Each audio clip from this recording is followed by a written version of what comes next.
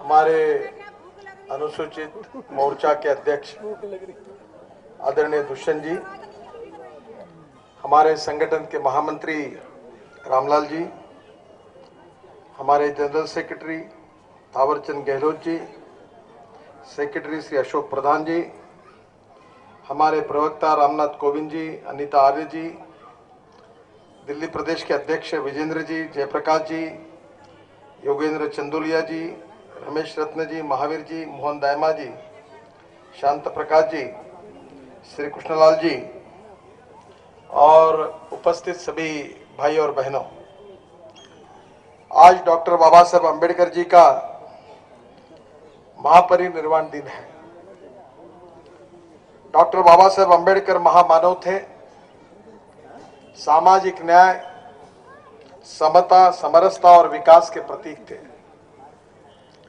अपने जीवन में उन्होंने हमारे समाज से जो पिछड़े लोग हैं, जो सामाजिक, आर्थिक, शैक्षणिक दृष्टि से पिछड़े थे, जिनको समाज में बराबरी का और सम्मान का अधिकार नहीं मिल रहा था, उन लोगों के लिए उन्होंने अपने जीवन को समर्पित किया था और पूरे जीवन में उन लोगों को न्याय देने की उन्होंने कोशिश की।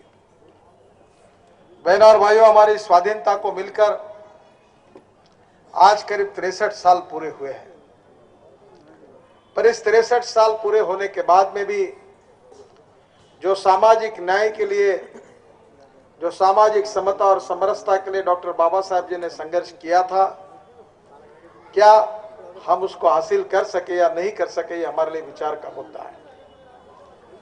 हमारा देश में बाबा साहब का नाम लेकर जातीयवाद की जमकर राजनीति हुई, पिछड़ों के और अगुड़ाई की बात करके राजनीतिक पार्टियों ने इसमें अपने को किस प्रकार से वोट बैंक पॉलिटिक्स कर सकते, इसके अनेक उदाहरण पेश किए।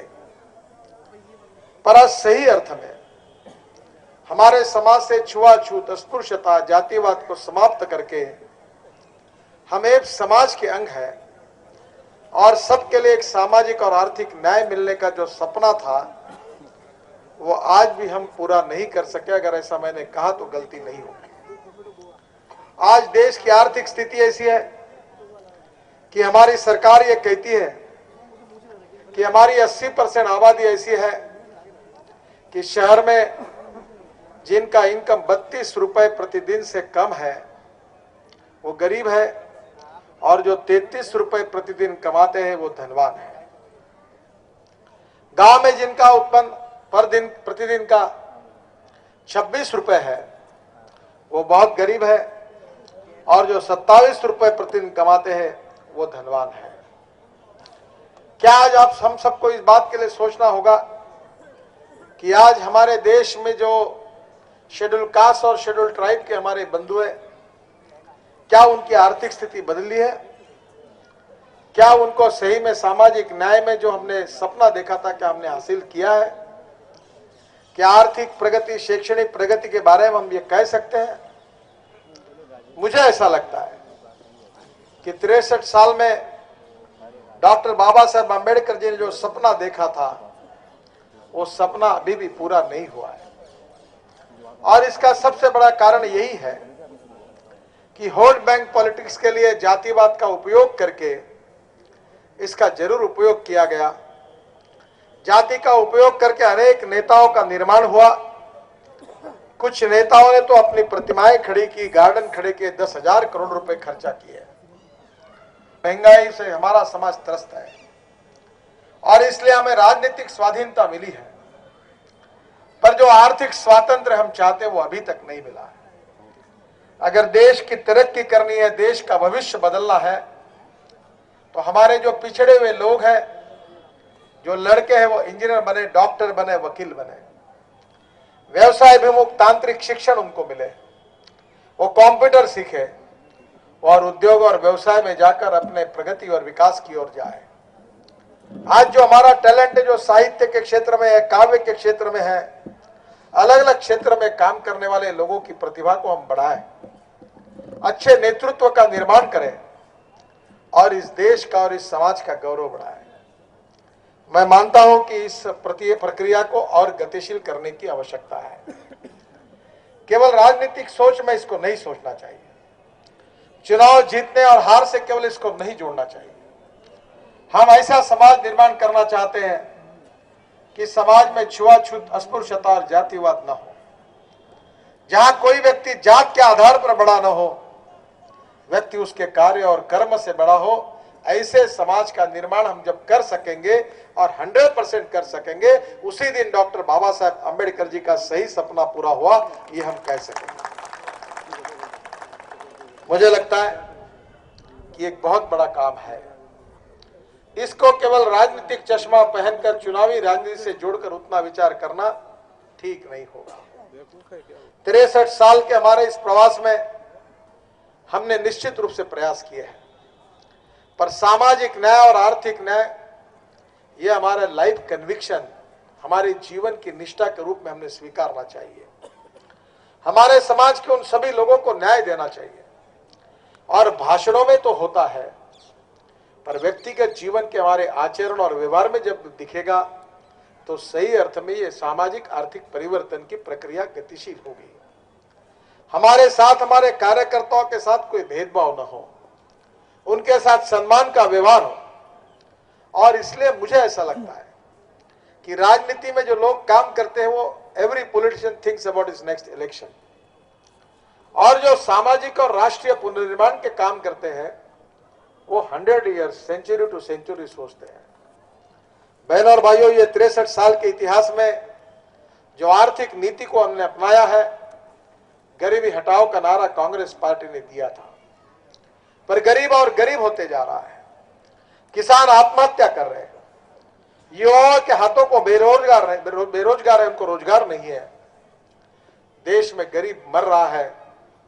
एक तरफ खाने के लिए रोटी नहीं, अनाज नहीं, और दूसरी तरफ देश में 58,000 करोड़ का अनाज सड़ जाता है। फ्रूट्स एंड वेजिटेबल में 1,10,000 करोड़ की हमारी सब्जियां, फ्रूट्स सड़ जाते हैं। गरीब खाने के लिए मोहताज है। पर आज स्थिति ऐसी है कि सुप्रीम कोर्ट ने हमारी सरकार को कहा कि आप अगर अनाज सड़ रहे तो गरीबों को बांट दो, पर दुर्भाग्यवश हमारे सरकार ने कहा कि यह कहने का अधिकार सुप्रीम कोर्ट को नहीं है। हम अनाज सड़ाएंगे पर हम गरीबों को नहीं बांटेंगे।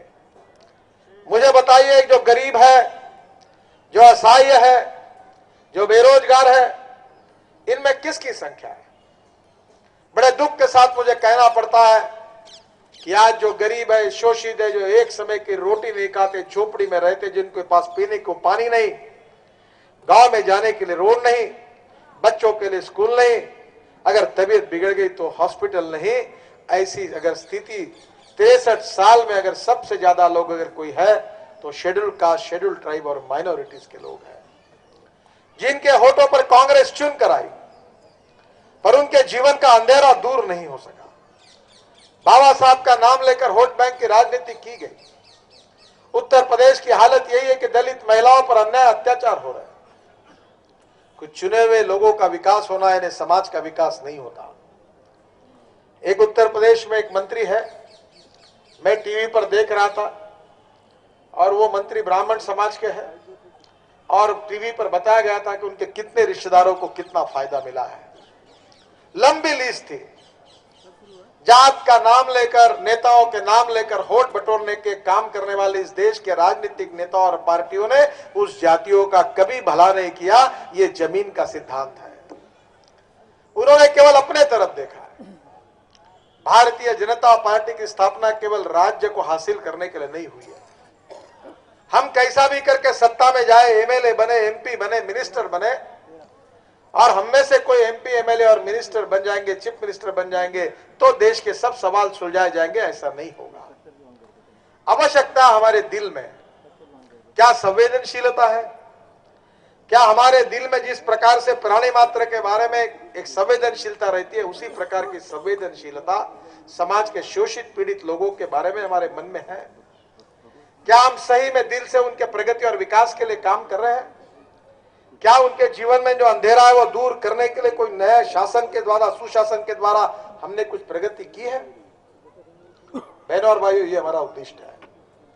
कुछ दिन पहले छत्तीसगढ़ सरकार की पीडीएस सिस्टम पर एक किताब का विमोचन हुआ और मुझे इस बात का गौरव है कि 1 रुपए किलो में चावल हमने गरीबों के घरों तक पहुंचाई और ऐसी सिस्टम तैयार की कि जो कंप्यूटराइज सिस्टम की है कि छत्तीसगढ़ में कोई भी गरीब आदमी भूखा नहीं मरा।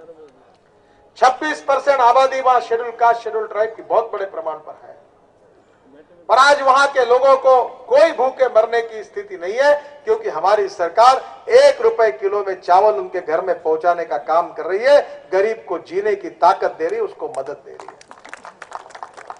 मैं वो सपना देखता हूं कि केवल चावल और रोटी देकर काम नहीं होगा। उन समाज के उन लोगों को रोटी, कपड़ा और मकान, उन गरीबों को अच्छा जीवन मिले, साफ सुथरे घर मिले, उनके बच्चों के लिए स्कूल में जाने के लिए अवसर मिले, उनके बच्चे इंजीनियर, डॉक्टर, वकील बने, उस सम्मान में समाज के में जी सके, ऐसी स्थिति हमको निर्माण करनी है। छुआछूत, अस्पृश्यता को मिटाकर हम एक समाज के अंग है। ये दुर्भाग्य है समाज के, हमारे समाज का, कि हमारे देश में डॉक्टर बाबा साहेब अम्बेडकर जैसे महिषी को आखिर अपने धर्म को छोड़ना पड़ा। जब अस्पृश्यता, जातिवाद के कारण समाज में न्याय नहीं मिला, जब सामाजिक न्याय नहीं मिला, आर्थिक न्याय नहीं मिला, शैक्षणिक न्याय नहीं मिला, तो दुर्भाग्यवश उनको धर्म परिवर्तन करना पड़ेगा। ये परिस्थिति समाज में जो निर्माण हुई, उसका कारण क्या था? हम उस परिस्थिति को बदलना चाहते हैं। मेरा परम भाग्य है कि डॉक्टर बाबा साहेब अम्बेडकर जी ने जिस भूमि पर, नागपुर के दीक्षा भूमि पर अपना धर्म बदला और बौद्ध धर्म में प्रवेश किया, उस भूमि का काफी बड़ा काम मैं जब उस जिले का पालक मंत्री था उसमें करने का मुझे सौभाग्य मिला। उस स्मारक को हमने उस समय पूरा किया, रोड बनाए, कंपाउंड वॉल बनाई, स्टेनलेस स्टील पाइप का रेलिंग किया, वहां पीने का पानी पहुंचाया। हर साल दशहरे के दिन हजारों लाखों लोग वहां आते हैं और वहां आकर बाबा साहब का दर्शन करके जाते हैं। मुझे लगता है कि ये सामाजिक आर्थिक परिवर्तन की प्रक्रिया गतिशील करनी चाहिए। चुनाव के राजनीति के लिए, वोट बटोरने के लिए केवल नेताओं के पोस्टर का उपयोग करके हमें चुनाव जीतना और बाद में इसको भूल जाना, ये नाटक करना, ये हमारा मकसद नहीं है। हम बुनियादी बातों को बदलना चाहते हैं। हम दलित समाज का आर्थिक विकास चाहते हैं, शिक्षा का प्रसार करना चाहते हैं। अगर देश में सही अर्थ में विकास करना है तो हमारे दलित समाज में कम से कम 50,000 इंजीनियरिंग कॉलेज खुलने चाहिए, जो हमारे समाज के बच्चे इंजीनियर बने। जो हमारा दलित समाज के लिए निधि है, जो हमारे दिल्ली के सरकार ने डाइवर्ट कर दिया, हमारे इंजीनियरिंग कॉलेज बने, हमारे आईटीआई बने, हमारे लड़के लड़कियों को कंप्यूटर सीखने का मौका मिले, इंफॉर्मेशन टेक्नोलॉजी और बायोटेक्नोलॉजी का ज्ञान उनको मिले, हमारे समाज के लड़के उद्योगपति बने, व्यवसायिक बने और बिजनेस में जाए, पैसे कमाए। यही सही अर्थ में जब प्रगति और विकास होगा, आर्थिक विकास होगा, सामाजिक विकास होगा, शैक्षणिक विकास होगा, तब समाज आगे जाता है। कुछ चुने हुए नेताओं को चुनकर देने से किसी समाज का विकास नहीं होता। उत्तर प्रदेश में मायावती जी का शासन आया है, बाबा साहेब अम्बेडकर की प्रतिमा उन्होंने खड़ी की है, प्रतिमाएं खड़ी की, ये बात तो मान्य करेंगे, पर प्रतिमाएं खड़ी करने के बाद दलित समाज का विकास नहीं हुआ। आज भी लोग वही हैं, रोजगार नहीं है, बेरोजगार है, गरीबी, भूखमरी, महंगाई से लड़ रहे हैं। और ये गरीबी, भूखमरी, बेरोजगारी, महंगाई जो है, इसका कारण बहनों और भाइयों, गलत आर्थिक नीति, गलत नीति और भ्रष्ट प्रशासन इसका कारण है। अगर सही नीतियां अपनाई जाएगी और सही सुशासन अगर गुड गवर्नेंस आएगा तो नीति निश्चित रूप से परिणाम मिल सकते हैं। आज गुजरात में किसान और कृषि विकास का दर 14% है और उत्तर प्रदेश में 2.5% है। क्या उत्तर प्रदेश के किसानों में दलित नहीं है? क्या उत्तर प्रदेश के किसानों में मुसलमान नहीं है? अगर गुजरात के दलित और मुसलमान अपने खेती में प्रगति और विकास कर सकते हैं तो उत्तर प्रदेश के किसान जो दलित और मुसलमान है वो प्रगति और विकास क्यों नहीं कर सके?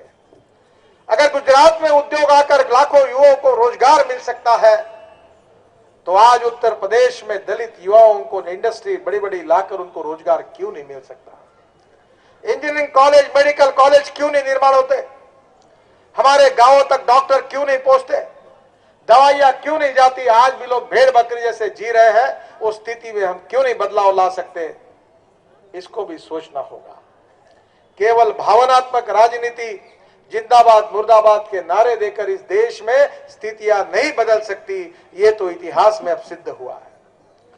मैं भारतीय जनता पार्टी के कार्यकर्ता के रूप में डॉक्टर बाबा साहब अम्बेडकर जी के बताई हुई विचारधारा को अपनी जीवन निष्ठा को मानते हुए और पंडित दीनदयाल उपाध्याय जी ने जो सामाजिक आर्थिक चिंतन अंत्योदय के विचार के रूप में हमको दिया है, मैं आप सबसे अपील करता हूं कि राज बदलना है, पर केवल राज बदलने से समाज नहीं बदलेगा, राज भी बदलना है और समाज भी बदलना है। सामाजिक आर्थिक न्याय भी मिलाकर देना है और समाज के आखिरी व्यक्ति को, जिसके जीवन में अंधेरा है, वो अंधेरा दूर करके विकास का प्रकाश उसके जीवन में निर्माण करना है। ये हो सकता है, ये हो सकता है। ये करने की प्रेरणा, ये करने का जीवन दृष्टिकोण भारतीय जनता पार्टी के विचारधारा में है। इसलिए हमने बात की, हमारे कार्यालय के सामने लिखा है कि नेशन फर्स्ट, पहले हमारा देश है, उसके बाद में पार्टी है और आखिरी में मैं हूं। हमने ये कहा कि राष्ट्रवाद हमारी प्रेरणा है, सुशासन और विकास, गुड गवर्नेंस एंड डेवलपमेंट हमारा मिशन है, और अंत्योदय जो सामाजिक आर्थिक हमारा जो आर्थिक विचार है, जो अंत्योदय के रूप में पंडित दीनदयाल उपाध्याय जी ने हमारे सामने रखा है कि जो समाज का दलित है, पीड़ित है, शोषित है, जिसके ऊपर सामाजिक आर्थिक शैक्षणिक दृष्टि से अन्याय हुआ है, जो समाज के आखिरी पायरी पर खड़ा है, उस व्यक्ति को हम भगवान माने, हम उसकी निरंतर सेवा करते रहे, और जिस दिन उस व्यक्ति को रोटी कपड़ा और मकान मिलेगा, उस दिन अपना हमारा सपना पूरा होगा, ऐसा हम समझेंगे और उस दिन तक हम सतत कार्य करते रहेंगे। यही अंत्योदय का विचार बाबा साहेब अम्बेडकर जी के सामाजिक आर्थिक परिवर्तन के विचार से जुड़ा हुआ है। बहनों और भाइयों, राज तो बदलेगा, सत्ता तो बदलेगी, पर जीवन बदलना चाहिए। शोषित पीड़ित लोगों के जीवन में परिवर्तन लाना चाहिए। भूखमरी, बेरोजगारी, महंगाई, भ्रष्टाचार से मुक्त हिंदुस्तान बनाना चाहिए, और ये सपना पूरा करना ही बाबा साहब का सही सपना साकार होगा। भारतीय जनता पार्टी के इस मूलभूत विचार को हमने हमारे लोगों तक पहुंचाने चाहिए। भीड़ इकट्ठा करने से काम नहीं होगा। एक एक कार्यकर्ता को हमारे बेसिक विचार जो है, जो मूलभूत विचार है, उसको समझाना होगा, और इस विचार से काम करने वाले लाखों करोड़ों कार्यकर्ता जब एक दिशा में काम करेंगे तो परिवर्तन की प्रक्रिया गतिशील होगी, समाज बदलेगा, राज्य बदलेंगे, जिले बदलेंगे, देश बदलेगा, और जो स्थितियां है उससे बदलकर हम सुखी, समृद्ध, संपन्न और शक्तिशाली हिंदुस्तान का निर्माण करेंगे। बाबा साहब ने अपना संपूर्ण जीवन समाज के उन मैले कुचले पिछड़े हुए लोगों के लिए दिया है। मैं आज आपसे ये प्रार्थना करूंगा कि हम सब मिलकर संकल्प करें। ये चुनाव की राजनीति को मत सोचिए ज्यादा, ये शॉर्टकट कट यू शॉर्ट, ये ज्यादा मत सोचिए। दुनिया झुकती है, झुकाने वाला चाहिए। अगर मूलभूत काम करेंगे, गरीबों का विश्वास संपादन करेंगे, दलित पीड़ित शोषित जनता को अगर न्याय दिलाएंगे, तो आपको बसेस लगाने की जरूरत नहीं, कटआउट लगाने की जरूरत नहीं, पोस्टर लगाने की जरूरत नहीं। अगर ईमानदारी से अगर सही काम किया तो दुनिया झुकती है, झुकाने वाला चाहिए। अगर आप में ताकत है तो आप इसको बदल सकते हैं, और इसलिए आज डॉक्टर बाबा साहेब अम्बेडकर जी का स्मरण करके भारतीय जनता पार्टी के कार्यकर्ता के रूप में यह संकल्प करिए कि ये छुआछूत, अस्पृश्यता, जातीयवाद हम इस समाज के उखाड़ कर फेंक देंगे, और सामाजिक और आर्थिक न्याय की लड़ाई में इस देश में ऐसी स्थिति पैदा करेंगे जिसमें न कोई पिछड़ा होगा, न कोई पीछे होगा, सब समान होंगे, सबको समान अधिकार मिलेंगे, सबके साथ सामाजिक न्याय होगा, सबके साथ आर्थिक न्याय होगा, और सब हिम्मत के साथ अपने पैरों पर खड़े होंगे। उस हिंदुस्तान का निर्माण करने के लिए आज हम सब संकल्प करें, यही बाबा साहब के लिए सही श्रद्धांजलि होगी। मैं बहुत बहुत अभिनंदन करता हूं हमारे मोर्चा का, हमारे अध्यक्ष दुष्यंत कुमार गौतम जी का, कि आपने आज बाबा साहब को स्मरण करके एक अच्छा कार्यक्रम किया है। ऐसे ही कार्यक्रम आगे करते रहिए और जिस उद्देश्य के साथ हम चल रहे हैं उसमें हजारों लाखों को साथ में जोड़कर हम आगे जाएंगे, यही विश्वास व्यक्त करते हुए आप सबको बधाई देते हुए और बाबा साहब को हृदयपूर्वक नम्रता पूर्वक हाथ जोड़कर मैं उनको अभिवादन करता हूं और अपना भाषण समाप्त करता हूं। धन्यवाद। जय हिंद। नमस्कार।